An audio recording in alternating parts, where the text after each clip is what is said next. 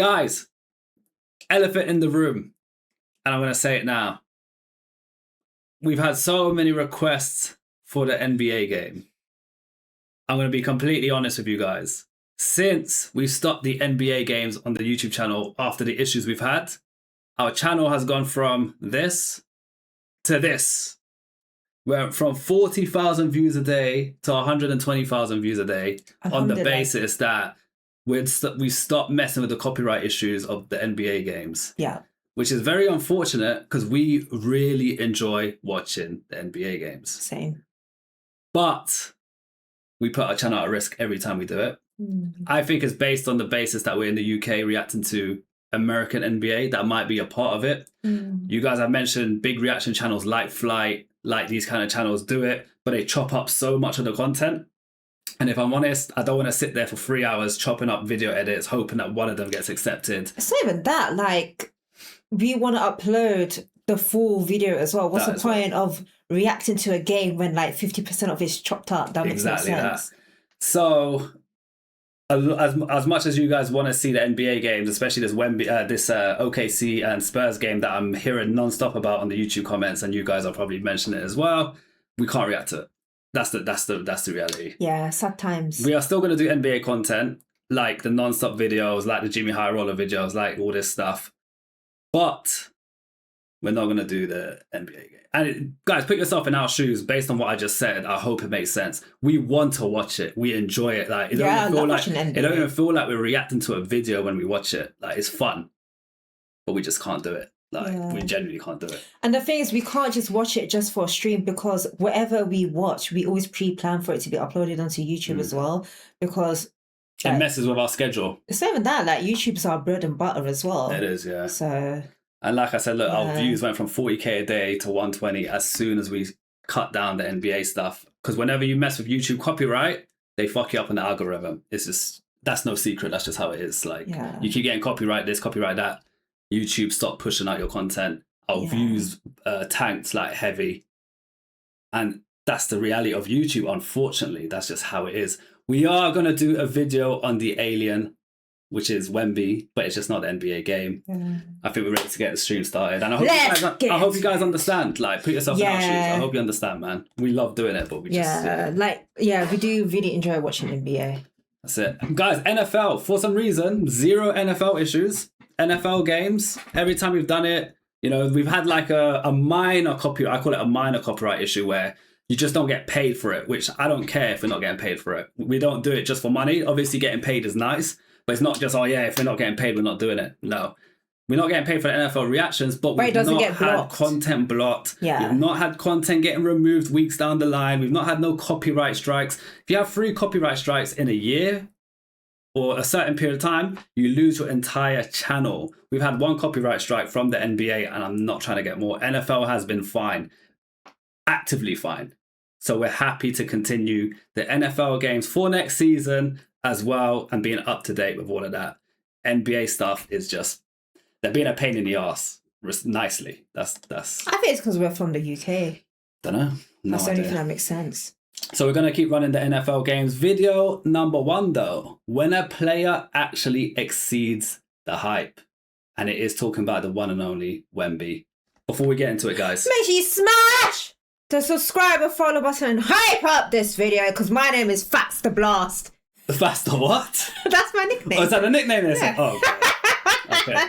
Let's go. Victor Wembanyama entered the NBA as the most hyped prospect since LeBron James. Some scouts even called him the best prospect ever. Victor Wembanyama is the singular greatest prospect in NBA draft history. 7'4", with nearly an 8-foot wingspan and guard skills in a center's body. In France, he won MVP, Defensive Player of the Year, and led the league in scoring and blocks as a teenager. Hype like that usually takes time to pay off. But that's what makes Wembanyama special. As a rookie, he led the NBA in blocks, made first-team All-Defense, and won Rookie of the Year unanimously. By year 2, he was already a star. And by year 3, he ended the Spurs' 6-year playoff drought in a game-winning fadeaway against the Suns. Ooh, beautiful.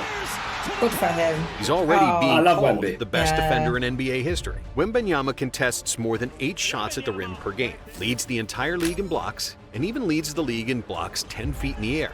meaning he's literally getting to shots that other defenders can't physically reach. Damn. Look at that reach. That's not human. Meaning he's literally getting to shots that... Bruh. His arm is like an elephant trunk. I feel like it looks like it's extending even more as well. Look at his fingers. His fingers are probably the size of my head. Oh my God. other defenders can't physically reach. When Wemby is on the floor, opponents take about 45 shots per 100 possessions in the paint. When he's off the floor, that number jumps to over 52 per 100 possessions. So now the conversation isn't about potential anymore. It's about MVPs, championships, dynasties, and the kind of career that puts you in the GOAT conversation. This is what happens when a player actually exceeds the hype. LeBron had high school games on national TV.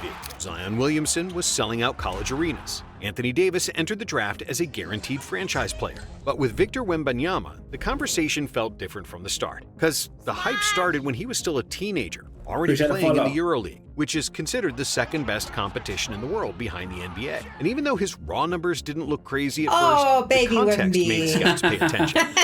You can see he had the potential of being mad tall even back then. Yeah. It's just, he just looked so young. Yeah. He averaged under 10 points per game, but was only playing about 18 minutes a night. So adjusted to starter minutes, his production jumped to around 18 points, 10 rebounds, and over 3 blocks per game. But those stats still didn't explain why everyone was losing their minds. It was because no one that size was supposed to play like that. Despite being 7'4", Wembanyama was taking pull-up threes, hitting step backs, blocking shots at the rim, then bringing the ball up the floor the next possession. NBA scouts had been tracking him since he was around 15. By the time he was 18, multiple front offices were already talking about the 2023 draft like it revolved around one player. And when he dominated the U19 World Cup in 2021, including an 8-block game against Team USA, the idea that he was a generational prospect stopped sounding crazy. Kevin Durant said the league was in trouble. Yass said he'd never seen anything like him. LeBron called him an alien. I'm really glad he said that because I didn't like to be called a unicorn. By the time the 2023 season started, it wasn't a... Now they say like a unicorn player is like unique, a 1 in a million kind of player. Oh, okay. It's like a unicorn. You don't see it. You get it. So that's the... I feel like alien suits him more though. He prefers alien. Yeah. We'll stick to that. Secret anymore. Teams knew the draft lottery was about the chance to get Victor Wembanyama. That honor would go to the San Antonio Spurs. This was a franchise that had already seen 2 #1 picks turn into all-time greats, with David Robinson and Tim Duncan. And usually that's where reality hits, because the NBA doesn't care about hype. It's faster, and even the best prospects in the world usually need time before they look comfortable. Even further, the Spurs were one of the youngest teams in the league. They weren't built to win yet, and the roster around him was constantly changing. Wemby's debut against Dallas was solid, but not spectacular. 15 points, 5 rebounds, 2 blocks. But then, a week later, he dropped 38 points and 10 rebounds against Phoenix, becoming one of only 3 teenagers in NBA history to have a 35-point, 10-rebound, multi-block game, alongside LeBron James and Kevin Durant. A few nights later, he had 8 blocks in a game against the Grizzlies, something only Robinson and Duncan had ever done as Spurs rookies. In December, he put up 21 points and 20 rebounds against the Bulls and became the youngest player in NBA history to record a 20-20 game. And by the time the season reached the halfway point, the numbers really started to separate him from every other rookie. Over 20 points per game, around 10 rebounds, more than 3 blocks a night. He finished the season averaging 3.6 blocks per game, the youngest player ever to lead the NBA in that category. And the way he was doing it made it even stranger. Blocking jump shots without jumping, recovering from the paint to the corner in one... Blocking jump shots without jumping. That explains everything that you need to know about Wemby. Taking step-back threes at 7'4", like a guard. Later in the season, he recorded a triple-double with blocks. He had a 5x5. Put up back-to-back games with at least 25 points, 10 rebounds, 5 assists, and 5 blocks, something no rookie had ever done. In March, he dropped 40 points, 20 rebounds, and 7 assists in a single game against the Knicks. By the end of the year, he became the first player in NBA history to finish a season with 1,500-plus points, 250-plus blocks, and 100-plus made threes. Not the first rookie, the first player ever. He won Rookie of the Year unanimously. The Spurs center was as good as advertised, putting up rookie numbers the league hasn't seen since Shaq's first season back in 1999. Made all-defensive first team and finished second in Defensive Player of the Year voting. The Spurs still didn't win many games, finishing just 22-60. That part was expected, but the conversation around Wembanyama had already changed. At the start of the season, the question was, can he live up to the hype? But it's going to take time, and that's just the way it is. Everything is a process. Yeah. In the end, as long as he stays healthy, as long as those feet stay healthy. By the end of the season, it sounded more like, that's not an 18, 19-year-old. That dude is a grown man. Yeah. Very impressive. He's a grown man the way He's he an carries alien. himself. how The way long he until plays the is rest like of a the league grown has to man. deal with this every night? The answer, not long. Because in 2024, teams doubled him earlier. They bodied him in the post. They forced him to take jumpers. And for a few weeks, it looked like the scouting reports might slow him down for a few weeks. But then on October 31st, he recorded his second career 5x5. 25 points, 9 rebounds, 7 assists, 5 steals, and 5 blocks. Only 2 players in NBA history had ever done that multiple times, Hakeem Olajuwon and Andrei Kirilenko. A few games later, he had 24 points, 13 rebounds, and 9 blocks against the Clippers. In mid-November, he dropped 50 points in a win over Washington, hitting 8 threes and becoming one of the youngest players ever to reach 50 in an NBA game. Whoa. Scoring was going up. The efficiency. I think Cooper Flag,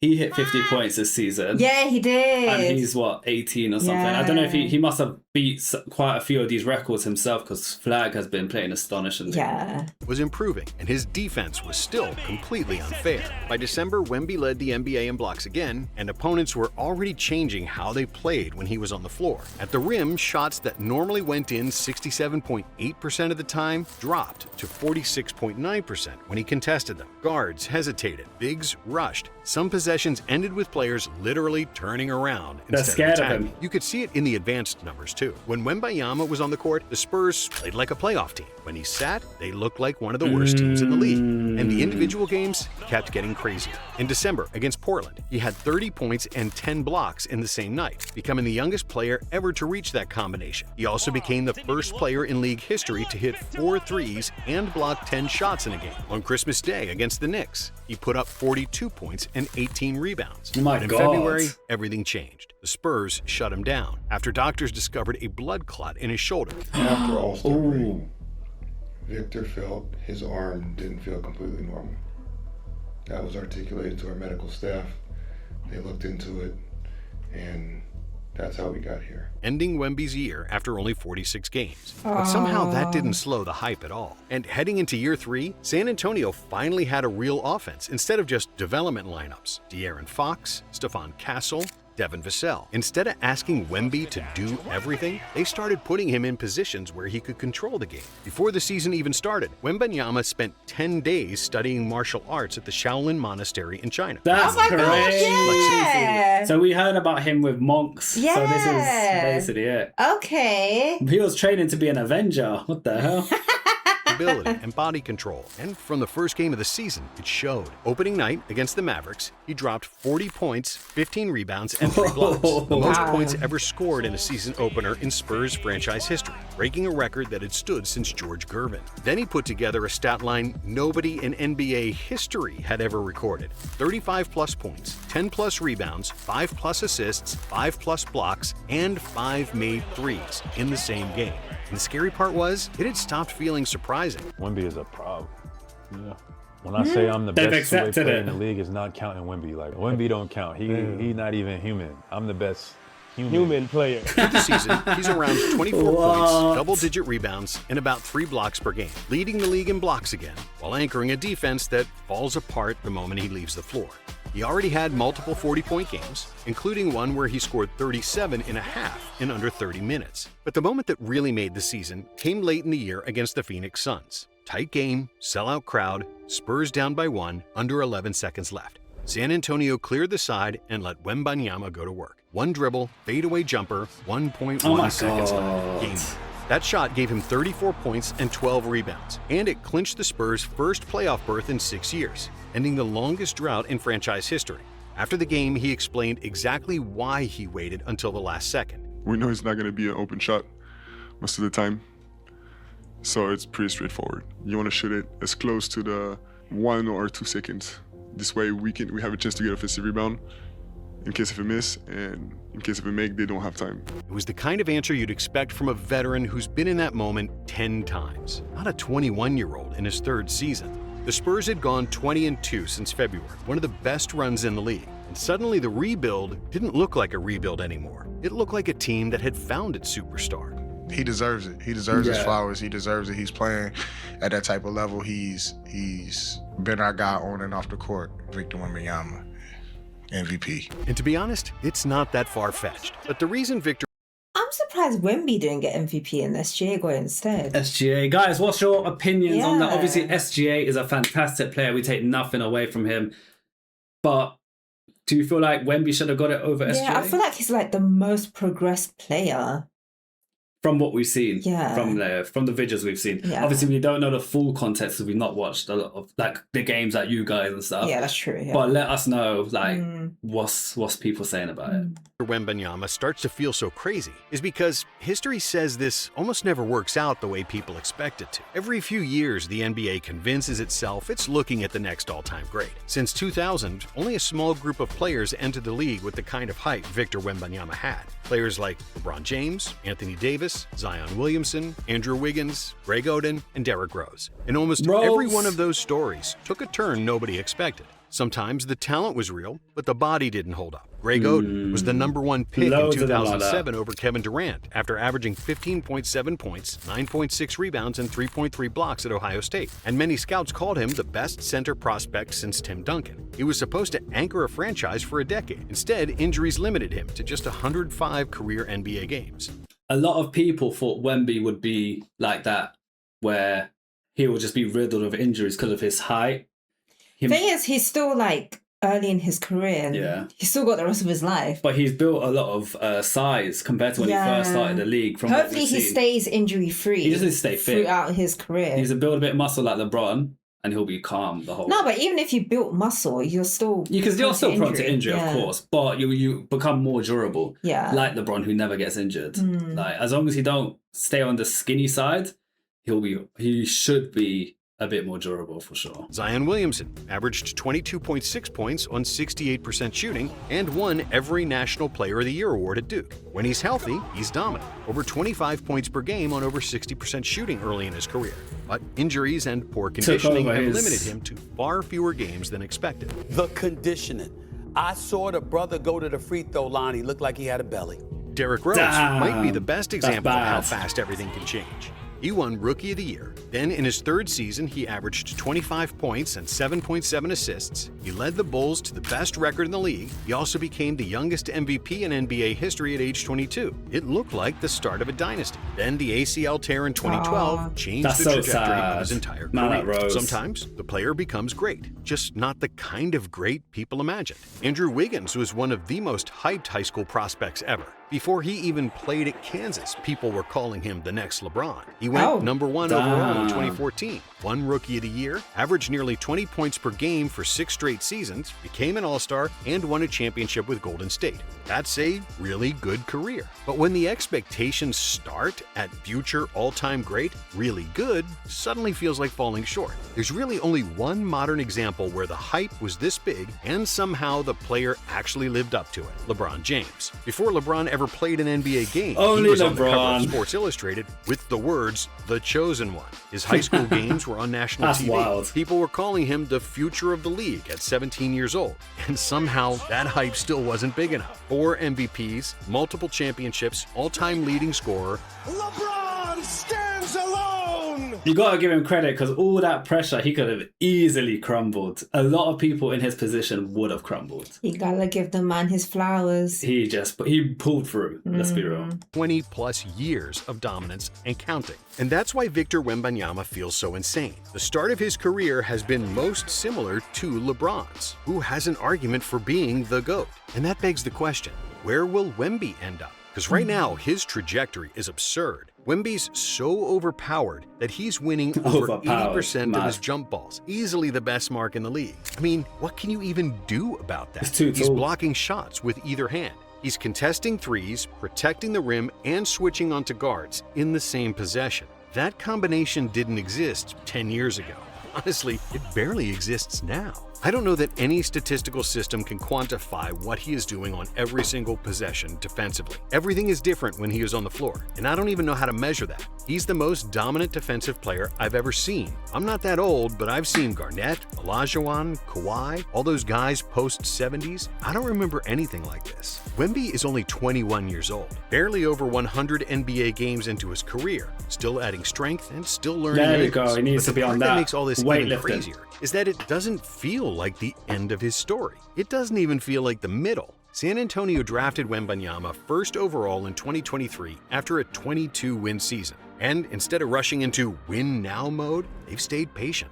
They kept their young core, they kept their draft flexibility, they kept building around him piece by piece. Devin Vassell developed into a reliable scorer. Keldon Johnson accepted a smaller role to balance the lineup. Stephon Castle and Dylan Harper gave them size and playmaking in the backcourt. De'Aaron Fox added speed and shot. It's not a finished roster, far from it. But that's what makes what Wembanyama has already done so rare. The league has seen superstars. It's seen MVPs. It's seen players who defined entire eras. But Victor Wembanyama is different. A 7'4" player who can block shots like a center, switch onto guards, shoot threes, handle the ball, and lead a defense by himself is not a normal superstar. Okay, sure, he hasn't won a championship or MVP yet, and he hasn't had the long career the all-time greats had. I mean, injuries are still a major concern, especially with his size. But through the first few years, the pressure didn't break him, and the expectations didn't turn out to be too big. If anything, they might not have been big enough. Because if this is what the beginning looks like, and the Spurs are still building, and Wemby's still getting better, then the rest of the league might be dealing with this for a very long time. And if everything keeps trending the way it has so far, we might be watching the start of a career that ends up in the GOAT conversation. Guys, what are you thinking? The league cooked or nah? Yeah. They won, from my understanding. I did see a Instagram post about the game OKC and Spurs, because obviously we knew that we're not going to do anymore. So Spurs won the first game. Wow. And it sounds like Wemby was very dominant, if I'm not mistaken. Correct me if I'm wrong, guys. So Wemby, he's that guy at the moment, man. He is. Good for him, man. He is that guy.